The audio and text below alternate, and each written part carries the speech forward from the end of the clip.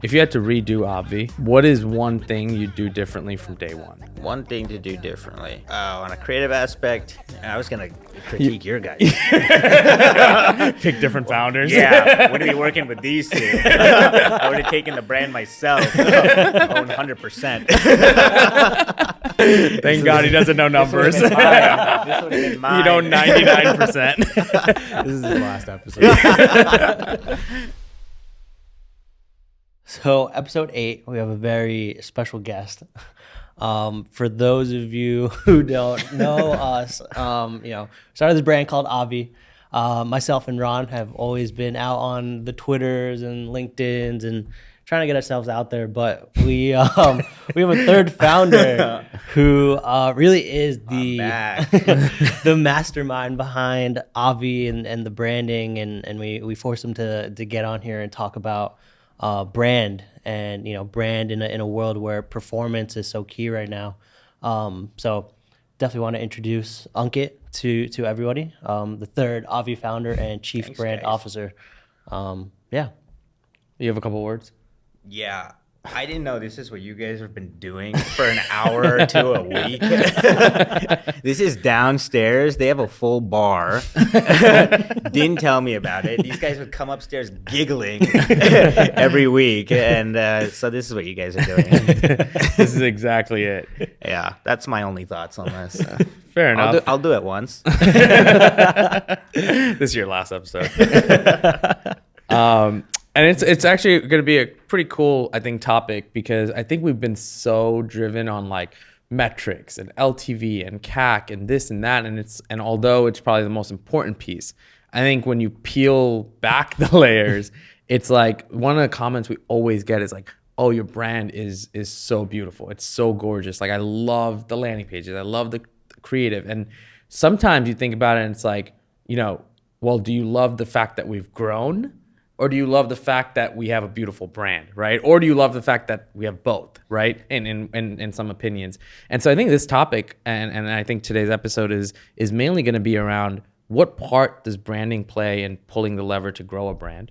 And then how does it sit along this marketing piece, right? Where it's like, no matter what the brand is, if it is not fueled with marketing, what is it really? And if there isn't a brand, but you have marketing, are you anything? So I think it's going to be exciting, and we're excited to kind of just ping pong some questions we've gotten from the audience and really put you on the spot. So let's see how this goes. I'm ready.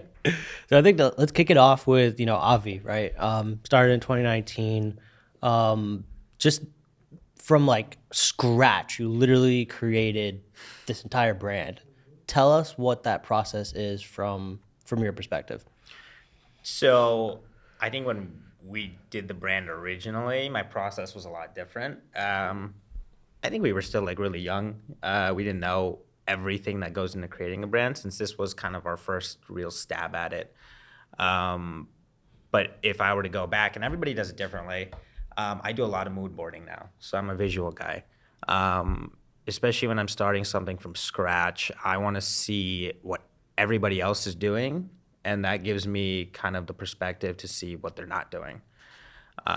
So that would be, before you even go on Adobe or do any of that, I suggest doing as much mood boarding, sketching, just looking at everybody else in the industry, and more importantly, looking at everybody outside the industry. Because chances are that somebody outside the industry is doing something that you could bring within your own industry. And that's just kind of a really easy strategy when you want to be innovative. Go do something someone's already done. That's okay. But do something new within your own industry. Makes sense. I mean, even prior to Obvi, we had our agency. Yeah. And we were working on a few brands in more of like the sports nutrition space, so like proteins, pre-workouts. And we saw a trend there, right? Which is exactly what you're saying, is bringing that into this different industry, which was beauty, and kind of implementing it here. Absolutely. Right? So like Obvi being this like bright pink, like unapologetically for female brand, what went into that decision making? Like how did that vision come to you? Yeah. So like I said, I didn't do it probably the right way. Things aligned, and I'm going to be very candid about that. But yeah, you know, things were inspired. I was watching a movie. What was the I was movie? I was watching Mean Girls, and well, yeah, there was a lot of aesthetically pleasing things I liked in that movie, and I brought those into Avi. But that's kind of how you want to do it. Is you want to be inspired by something. Something will give you that light, especially when we work on brands or do anything outside of Avi now. I feel like sometimes that idea is not going to come to us right away. It'll hit you in the shower. It'll hit you right before bed, or at the most inconvenient time. But it's one of those things that it literally, you just got to keep thinking about it. You got to keep absorbing content. So I think talking about what you've done with Obvi and the vision behind it, right? I think it'd be really interesting to see, and I think we're lucky here to have a founder set that is unique, right, in skill set.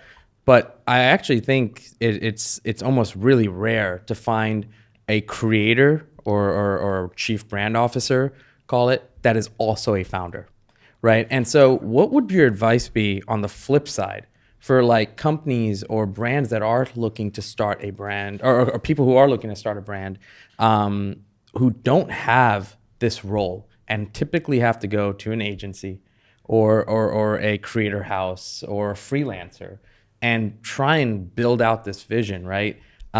Is if you had to put yourself on the other side, because we had the marketing agency too, what's kind of the best way to operate in something like that where maybe people aren't in your role? Yeah.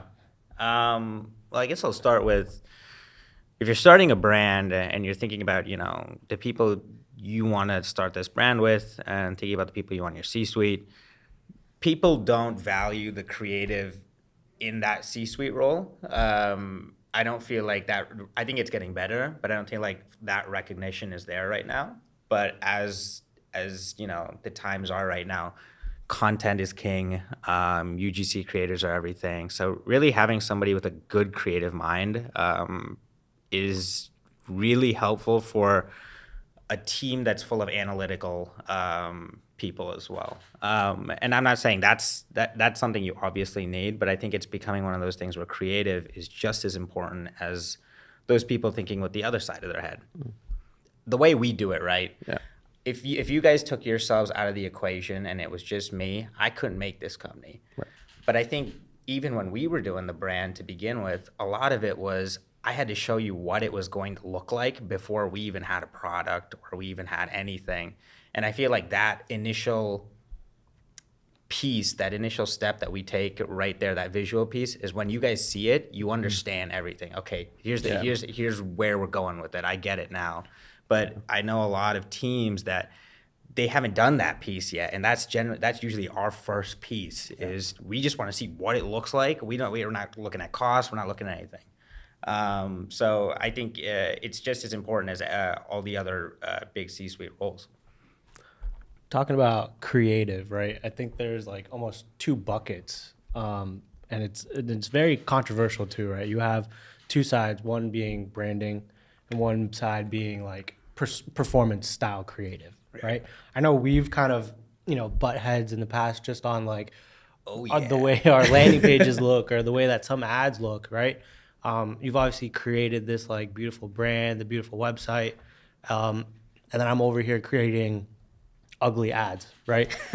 Shout out to Barry Hott, but that's one of those things where it's like, where do you draw the line, right? Like how, as somebody who's like very, very specific about your craft and the way that you want the brand to be portrayed, where is that line where like, okay, well, performance has to sell. Yeah. Right? When we first started working together, I didn't realize what good selling was, what content was going to sell on social media. My whole thing was I just wanted to make everything look aesthetically pleasing. And I think for, a good time, I didn't want the shitty ads on Facebook or the shitty landing pages, even if it meant costing the company money. Well, now we're here, and I got bills to pay. So there's a really, really clean cut way to do this. Things that are front facing, your website, your social media, the stuff that people are going to come to organically, your TikTok, whatever your social feeds are, the stuff that they see right there that doesn't have money behind it. I think that's okay to, make it as aesthetic as possible. Do your branding there. Make sure everything looks legit. Just like you want everything to look. But on the flip side, Facebook ads, landing pages on, random links that you're physically sending traffic to. It's not like anyone is just going to land on those pages. That's okay. Those are for selling. I get it. All right. And listen, if you want your company to survive, marketing and creative are going to butt heads all the time. It's one of those things where if you can find that really nice zone where you can work together and you can both have what you want, and there is a zone, that's when your company is going to be able to succeed. I think one thing I want to add to that is branding takes time, right? Building a brand and perfecting it, I feel like also just you have to conceptualize it, you have to build it out, right? And you may build out something that takes you about 2 weeks, and then on the third week you want to change your mind about something, right? That's just how it works. On a performance side, it's like we almost have to keep moving and keep testing things, and it's like, all right, let's just toss this up and see how it goes, or let's do this, right? Whether it's at the mercy of what the brand looks like. I do think there is some like level of strategy where even from on our end, right, just organizationally, like I'll put up a skeleton of a landing page, right? It'll look like crap. It'll convert, and then be like, hey, Ankit, this is what works.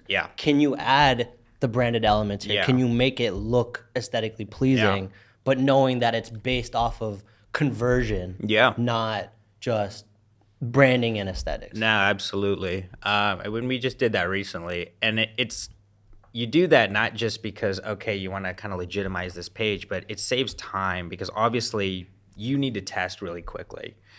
And you need to build, 20 shitty landing pages in 2 days. Obviously, I'm not going to be able to do that in 2 days. But if you want to do that, then do it, and you find the highest converting one. And then at that point, I'll go ahead and I'll make it legitimate. And that's that. I think it's a good process for both the creative and the marketing side. But yeah, it's all about compromise, and it's finding that sweet spot. And we actually did see a bump. Yeah. When we So that's the secret sauce, guys. when we changed it over to brand aesthetics, there was like a 25 to 30% bump. And I didn't hear the end of it. Yeah. No. Your boy's still making those high converting pages. Let's take it back a step though. Let's go back to the branding piece for a second. Sure. Let's talk about packaging design. Because I think before you even get to the selling part, right? It's like, what are you selling? Yeah. Right. So there's one job that you have to do as create the right product. Okay. Right. And disruptive product in some sense. And then you have to use that disruption and now actually make it visually disruptive too. Yeah. And visually disruptive before you even get to landing pages and all of that stuff. It's the packaging. On that end, right? Like, what goes into your methodology besides maybe even, let's say, besides mood boards or looking at what else is out there? Like, when you created this Obvi label and there's a cow in the front and there's these wavy designs, I mean, let's get as technical as you can, but there's a lot of elements just within one single label that I think is just often overlooked. Yeah. It's often just like, oh, that just gets done. Yeah. Like, if you can get into that, I think it'd be really valuable. Yeah. With Avi, obviously we wanted to disrupt a little bit and do something that wasn't out there. So that was kind of where we took our shot with the packaging. That was kind of our first feel of how the brand was going to look. And we did something completely different. But as far as being technical and packaging that's aesthetically pleasing, and now there's different types of people. There are different types of designers, okay? I see some of the shittiest stuff on the shelves. It's stupid ugly, but they're they're making millions of dollars with it. So I'm not saying bad packaging can't sell. If your marketing is so good that your packaging is shitty and it still sells, well, then great, you have a kick-ass marketing team. But if you want to make it easier for them, put some good packaging out there. It's like there's the person who's creative, there's the person who thinks they're creative, and then there's the person who's not creative. And if you ask all of them what makes that certain piece of content or packaging or design look cool. Now, the person who's not creative is going to probably just not answer because they're not creative. The person who thinks they're creative is going to say the most obvious thing on that label. Oh, it's pink. That's why it's cool. Dude, there's so many pink things out there. The person who's actually creative is going to pretty much say all the little things on that label, the accent pieces, the small fonts, the stroke, the weight on that stroke, the inner shadow, the outer shadow. Like it's the little things that the way he uses his typography is those little things that actually make that packaging look cool. Yes, the pink stands out and it sits at the top of the hierarchy, but everything at the bottom is what separates good packaging from bad packaging. And do you think, like at least when you started to visualize Obvi's packaging, obviously now there's obviously when you cut up a brand, it's D2C or retail, right? Yeah. Not to go super into retail, but did you kind of build with the mind of, okay, this is gonna sell online, and this is maybe even how the mock-up is gonna look on a product image, or this is how a mock-up's gonna look on a buy box versus like, you know, right now we're not going into retail, we'll cross that bridge when we come, or are you kind of keeping everything in accord where like, hey, even when someone gets this in their hand, here's what they're going to look at? And how do you kind of keep those psychological elements in mind too? Because so much of it is like that first impression. Yeah. No, I didn't build with retail in mind because when we had started the brand, you know, we didn't know, 3 years later that we'd be in all these retail places. But I built with the mindset that we were only going to sell online. And because I did that, we're now at a point where, we're about to get into some really big retailers. And you can tell that the packaging is not retail ready. And I'd be the first to admit that, but that's not what I intended it for. So now we have to kind of rethink how we're going to bring that. You don't have to change your whole brand because your packaging isn't retail ready. Tweak some things. There's ways to make it shelf ready. As far as simplicity, you want all of your value props on the front. You don't want people, spinning the bottle around looking for what it does or what's in it. Just tell them right away. Things that pure D2C designers don't really think about, but it's something that agency level work, that's what they think about, is retail. Yeah, I mean, like even just from a pure like D2C standpoint, right? Yeah. You have your ad copy, you have the headlines, you have the imagery, you have the whole supporting content. Landing page that somebody's going down, right? You have like 5 seconds, if not less, if somebody's standing in front of shelf space. Yeah. Especially surrounded with like 10 other brands. You don't even know if they're going to see it. Yeah, like exactly. You got to make it so they see it. Yeah. You got to put some headlights on it or something. I think at least for me, right? I mean, there's different type of buyers, right? But like, especially when I go shopping and I'm looking at different things, like the packaging for me is always gonna be like number one, and then probably price, right? So like, if I'm looking for, I mean, I keep using Truff as like an example, but I'm walking down Whole Foods and I'm in that hot sauce aisle. That black just stands out. Oh yeah, right. The I love black that bottle. label, the red sauce compared to like these other brands that are kind of just like old school labels, Truff is going to stand out, right? Yeah. And you almost don't care about the price at that point because it's like, oh, this is aesthetically pleasing. This will look great in my cabinet, in my kitchen, my cabinet, whatever it is. Absolutely, you don't want ugly shit in your cabinet. After you created that packaging design, and I'm going to even take it back one more step, right? Just even logo. So many people have ideas of what they want to do. Yeah. And if they get to work on it, right, it's like, okay, I got to think about logo, what the brand is going to be, and then you go to packaging and then et cetera. So talking about logos real quick, right? Like what's something you've seen maybe in logos, or what kind of like, even in Obvi, like there's a letter that's tilted and there's a period, right? There's obviously thought process there. And like, even if you could share a couple of those like sticking points that people could maybe rethink their logo with, or reconceptualize their brand that they're going to be working on, what are some of those things even on logo? Yeah. Well, first of all, stop using Photoshop to create the logos. People are still doing that. Make What it should on, they use? Use Illustrator like a human being. Get off Canva. But that's a whole other episode. No, but as far as logos, so I'll be the first to admit I actually hate doing logos. As a designer, since that's my background, there's not a designer for everything, you know. There's going to be one guy who's amazing at logos, and there's going to be one guy who's good at packaging, one guy who's good at, web, one guy's UI, whatever. But as far as logos go, I'm not very good.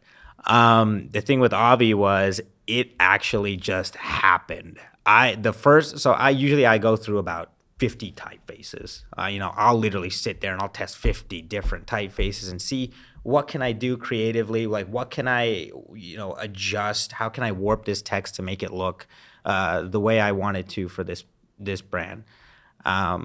Thing with Avi was this was the first typeface I tried that day. I slanted that bitch, and then I put a period at the end, and that was it. $40 million later, it's history. Yeah. No, I'm serious. Avi, somehow things weren't very hard when coming up with the brand identity for. But I know that's not how it is for everything, because I've worked on a lot of stuff where it takes me, months to figure out. I'm still working on stuff. Yep. There's businesses we can't launch because I'm still stuck on it. It's true. Yeah, so that's one of the things is just you got to try everything. I know there's a lot of people who start with one typeface and they're like, okay, this is it, and you got to look at all the serifs, all the sans serifs, all the slab serifs. People are using those again. But yeah, keep it clean, keep it really minimalistic. I mean, that's my aesthetic, and I think that's kind of where the world is going towards. Clean, minimalistic, timeless, just everything everyone tells you. But you gotta try everything. So in a world where like paid in general is just becoming harder, right? There's no denying that. Organic has kind of been on everybody's mind. How do brands really, capitalize on that? I think people think it's something that, all right, if I'm just gonna do it and they're expecting these results and nothing comes right away and they kind of give up, right? Yeah. But with the rise of certain platforms like TikTok, new features to Instagram like Reels, content is shifting towards a very video heavy, production. Absolutely. I know that on Avi's end, we've kind of maintained our take on kind of like the static stuff. Yeah. So in your opinion, why is it that you still want to kind of maintain that for the brand? Yeah. So it's not that I want to maintain static versus video. I think I want to maintain the aesthetic on the grid.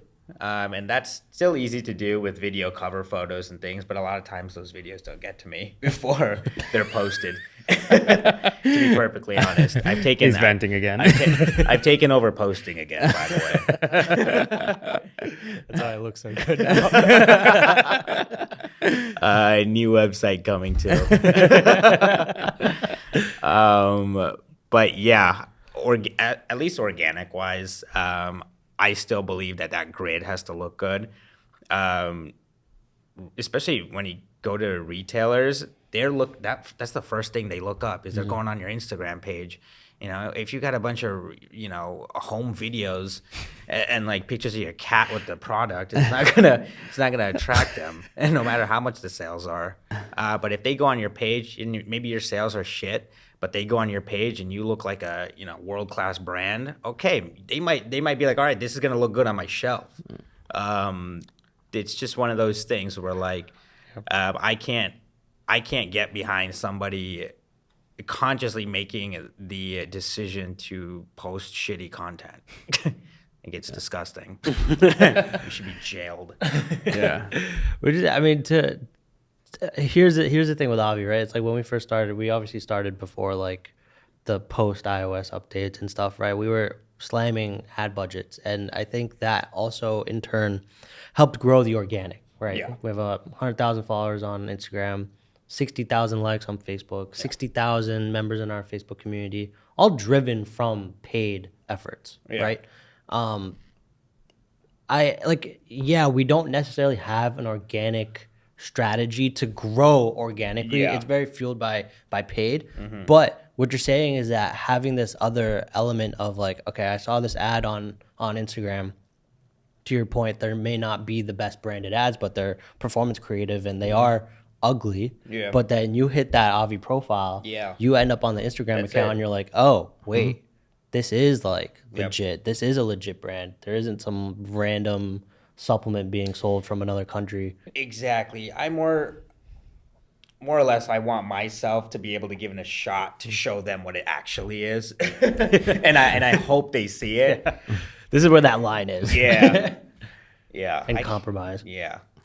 No, I just want them to see it, man. Sometimes you hide it. So I think right now there's this kind of this shift going on with Obvi. And I think just overall, I see a lot of brands also just engaging in it because it feels like post iOS, there needs to be this 2.0 to everyone, right? And I, want to talk about rebranding for a second, but also like psychologically as a creator, right? If, rebranding sometimes is part of the plot process, but sometimes it's forced because at some point you have to, as a creator, stick to, hey, it's making money, I can't say anything, Yeah. right? And so like, how do you psychologically deal with that? And then how has that pivoted to this rebrand, which would be cool to also explain, like, even though thousands of people go to our site and hundreds of people DM us and tell us like, your site is so beautiful, there are days you go back and like, I actually hate our website. Yeah. Right. So like, what is that? What are you seeing? And like, what is this process to rebrand and how does that psychological piece fit in? Yeah. I mean, I think some people rebrand because they have to, and others rebrand because they want to. Now we've had Obvi for about 3 years now, a little over 3 years, and we haven't touched it since then. And 3 years, I wouldn't call ours a complete rebrand. I'd call it a refresh. We're just tweaking stuff, guys. But yeah, I think we feel as a company we're about to take this next big step, as in, we're going to go into mass retail now. We're going to get this new website up, but we've got these new landing pages, and we got a bunch of cool products coming, like products that I haven't been so excited about since we started the brand. Right. Like, this is some cool stuff coming. So with that, so it was a perfect time to kind of refresh everything, make it look how you want it to look for this next 3 years. Maybe it's going to be longer than that. Maybe you got something timeless that's going to carry on forever. But I think when you're making that decision, that if it's a rebrand, and maybe it's forced, maybe you're trying to kind of cleanse your brand from something that hit it badly, like you got some bad PR, maybe you got to rebrand a little bit. And people do that all the time. That's okay. My advice though is don't go A to Z, as in don't start as this heavy metal death band and then end up Avi the next day. It's one of those things where you have to do it gradually. And I mean, I wish I could show you guys, but I can't. It's crazy. But the stuff we've been doing, it's like you can still tell it's Avi, but like it's a little refresh. Yeah. It's fresh on the eyes. So, but and is that part like intuit? Like, is it intuition when it came? Like, you saw these new products, you saw they were a bit more innovative than what we have. Was it like, okay, it's kind of time for a refresh, or was it like, I can still fit this into the mold we have, but I just don't want to? I think it's more of the latter. Is we had the company for 3 years. There's been a million times where I'm like, oh, I really want to put this into this new pack, because I've learned a lot in 3 years, but you just can't, because you set the rules 3 years ago and you're not going to change them now, Yeah, unless you change them all. So now we're pretty much I think it's a good time to do that. I've wanted to implement some new stuff. You know, I'm deep in my bag right now, as they would say. And I think at least doing it now, I feel more like the brand is in a place where it feels like it's competitive towards what's out there right now. There's that saying, right? It's like anything under 50 million isn't really a brand yet. You're still trying to figure it out, right? The last 2 years, we've kind of like thrown products out there and try to see like what sticks really, right? Yeah. We have our super collagen protein, did iterations on that, different flavors, came out with a bunch of, health and wellness products around the collagen. Some did really well, some didn't. And I think you get to that point where now we're around 40, 45, closing up to 50. It's like, okay, now we have enough data to really understand, all right, what is our core product line? What is it going to be? And is this the look and feel that is going to take us to 100 million, or do we need to make tweaks? Yeah. And I think we're at the right age to be able to do that. Yeah. And just going off that, we got to, 40 million. And it's like we got to 40 million and we didn't know what the hell we were doing. So I feel like at 40 million, now we've grown so much as people and understand what's out there. It would be criminal not to implement everything we've learned onto the new packaging before it's not to say the old stuff didn't work, but we know what's going to work better. Yeah. You kind of spit out your brain on all things creative branding. But now we'll take it to another level. And I think Ash and I have some rapid fire questions for you. Okay. And is this about my personal life? it's gonna go heavily into your personal life because Jeez. we asked some people on Twitter and then they were super curious about you. So I can lead off with a question. True or false? You'd rather have an incredible looking brand that is break even, makes no money, but it looks incredible, versus you'd have a brand that looks absolutely atrocious. Like you can't even open the website personally, right? But is profitable. How profitable? True. It's a good. Doesn't even matter. Okay, fair enough. On a performance side, right? I'm testing a lot, and sometimes I'm testing things that I haven't even run by you, right? Is there one specific thing that I've done that you've absolutely hated in the past when it's come to landing pages or like just creative or ads that we ran? You want me to pick one? You did like 30 last week.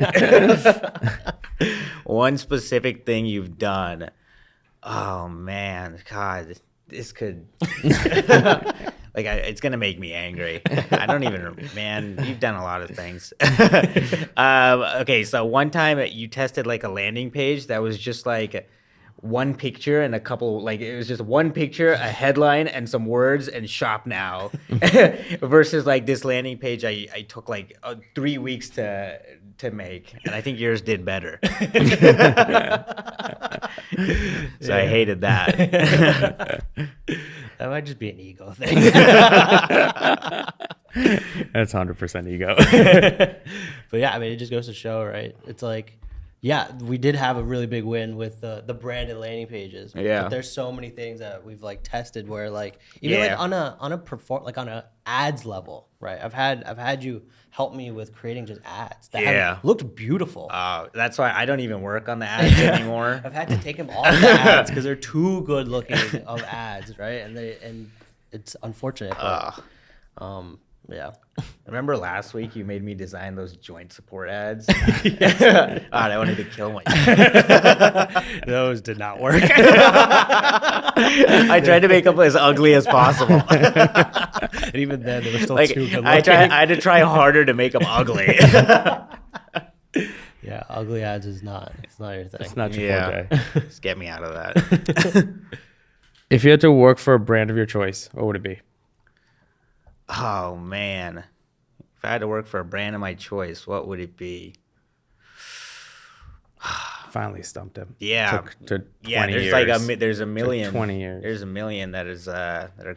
I just need one, not a million. One. Work for him.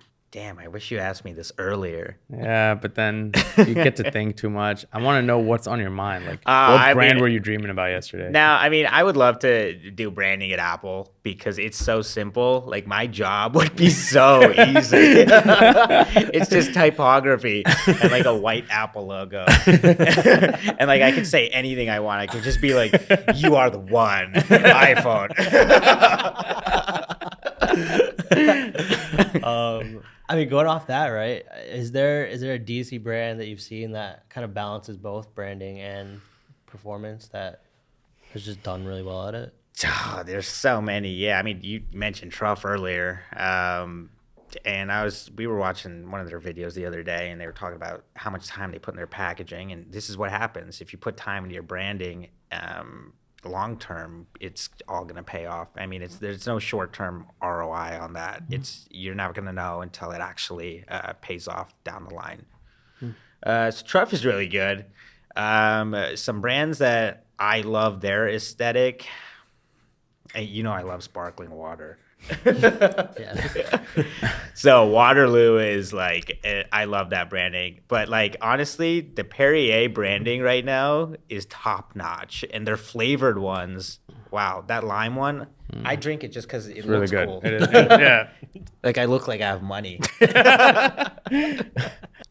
If you had to redo Obvi and knowing what you know, right? What is one thing you do differently from day one One thing to do differently. on a branding creative aspect? Oh, on a creative aspect, I was gonna critique your guys. Pick different founders. Yeah, wouldn't be working with these two. I would have taken the brand myself, own 100%. Thank God he doesn't know numbers. This would have been mine. You know 99%. This is his last episode. As far as branding wise, I think I wish I understand we are targeting females as that is our audience. But I wish in some way, and then people tell you to be deliberate about your branding efforts, and I think we were, but I always question, were we a little too deliberate? Was there a way to incorporate everybody? And I don't know. Maybe it wouldn't have worked. Maybe what we did worked better. But that's something that's just been keeping me up for the last 3 years. We had no idea. It all worked out. I struggle with this. So, this is for the people who are into sports. Oh, There's a couple of things I just want to get off on this episode. no. Ankit is a Vikings fan. So, any commentary there? Yeah, I just feel sorry for myself. And if there's any Vikings fans out there, find me because I've been looking for you. And if you're not thinking of branding, designing, or creating, or how to rip apart people's brands, which you like to do all the time. Yeah, we won't do that here. What's that off time thing you love to do?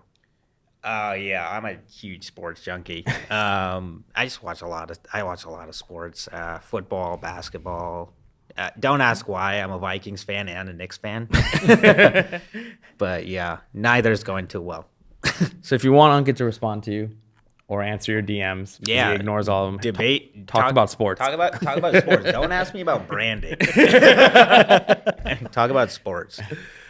Oh man, you get anything what do we gotta get you to do to get out on the Twitters? Oh, and that's a great question, LinkedIn? actually. Yeah. And put it on A lot the of people spot always here. ask who What's is he this? doing? Who is this guy? Like, I told you guys, why don't we get a ghostwriter for me? Is it the writing part that's tough? Yeah, dude. And honestly, I don't want to. maybe you'll be better on like Write it. TikTok. Like you do a lot of on Reels, so like showing like Oh yeah. from start to finish on Yeah. a few. I mean, I'm out there. you just gotta find him. You guys aren't looking hard enough. Where can they find you, as we do at the end of every podcast? Where can people find you? Go to my Instagram. What's the at? I thought you were gonna put it up here. So I'll put it out. yeah, just put it Put it right out here. here. Create kid. Pep, if you can just. Put it right here. At Create Kid Instagram. Sweet. Well, this was a pleasure. This was fun, This guys. is Most of probably it was a the- pleasure. Most of it, some of it was a pleasure. Hopefully, this was. But there's no wonder, Yeah. like No, we won't be doing this again with you.